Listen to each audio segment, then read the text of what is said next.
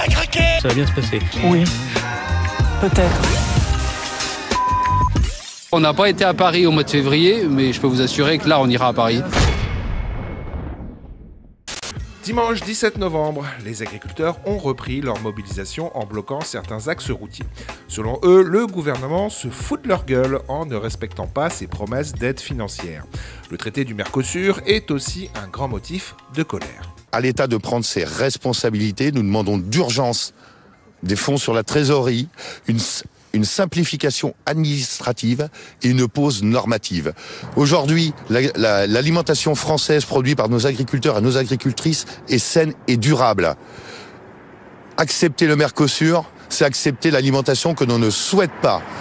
Si demain ou après-demain, rien ne se passe et aucun ministère ne veut bouger et nous recevoir pour discuter, on va repartir sur les routes et là, on peut rester 15 jours, 3 semaines.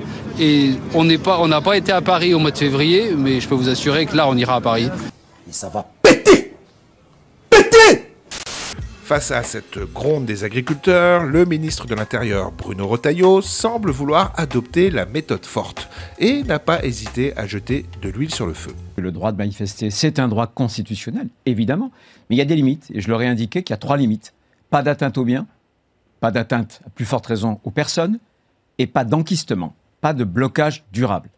Parce que sinon, ce sera tolérance zéro. Ça veut dire que vous déblayerez les routes si jamais les agriculteurs les bloquent ? S'il y a un blocage durable, un enquistement, nous n'hésiterons pas à mobiliser les forces mobiles pour qu'on puisse assumer la liberté de circulation. Ça va bien se passer.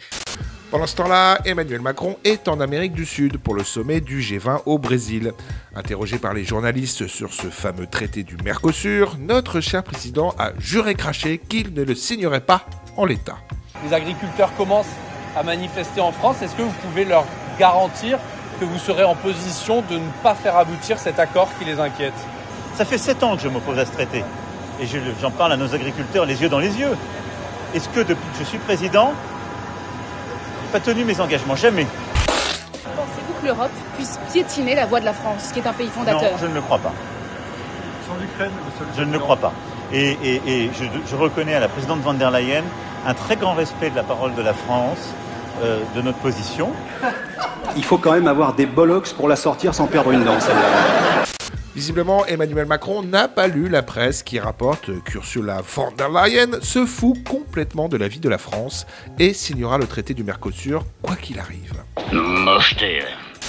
Allez, en bonus, on va écouter le ministre chargé de l'Industrie, Marc Ferracci, qui était aussi le témoin de mariage d'Emmanuel Macron. J'aime bien le rappeler.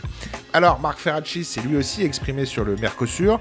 Ça n'avait pas beaucoup d'intérêt, mais je vous mets quand même la séquence, car j'ai trouvé un extrait de film que j'avais absolument envie de caser. L'agriculture n'est pas une variable d'ajustement. Et en l'état, ça a été dit par Michel Barnier, cet accord, il est inacceptable. Va te faire enculer, Marc! Allez, en attendant le top 10 des humiliations de Macron en 2024, que je vais sortir mi-décembre, je vous propose de voir ou revoir le top 10 de l'année 2023. C'était déjà bien gratiné.